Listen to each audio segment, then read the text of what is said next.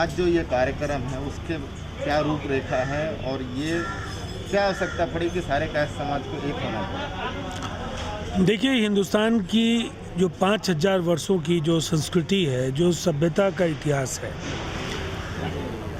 इनमें जो हमारा एक महत्वपूर्ण अविस्मरणीय योगदान है, कहीं ना कहीं आज सिस्टम उसे नकार रहा है।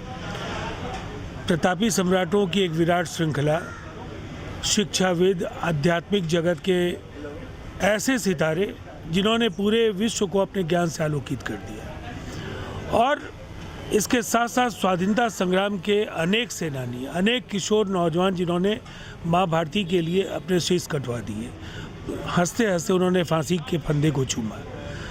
लेकिन पिछले 3 दशक जिस तरह से कायस्थों को राजनीतिक तौर पर अस्पृश्य बनाया गया, अछूत के तरह कायस्थों के साथ व्यवहार हो रहा है। संसद और विधानसभाओं में लगातार हिस्सेदारी घटी है। तो ये कहीं ना कहीं हम ये कह सकते हैं कि अभी नहीं तो कभी नहीं की स्थिति बनती जा रही थी, और विश्व कायस्थ महासम्मेलन के आयोजन की पृष्ठभूमि इसी से तैयार होती है। ग्लोबल कायस्थ कॉन्फ्रेंस 8 महीने पहले बना और इसने देश के 200 जिलों में शंखनाद यात्राएं की।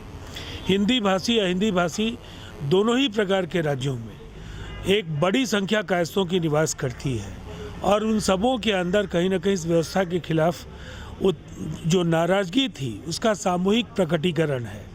आज हम एक रणनीति पर आज विचार कर रहे हैं।